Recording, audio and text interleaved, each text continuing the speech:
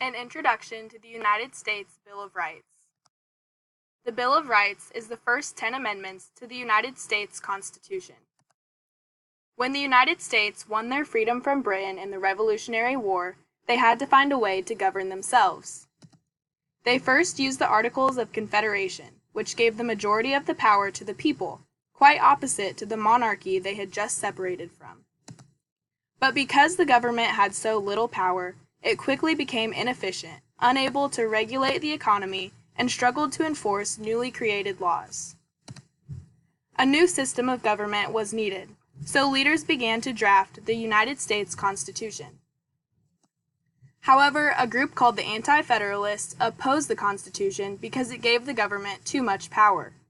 In order to support the Constitution, they needed guaranteed protection of their rights from such a strong central government.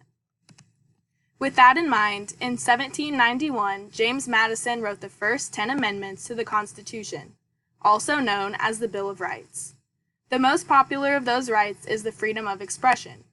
While these were written long ago, they still serve as the basis of American rights in all levels of government today.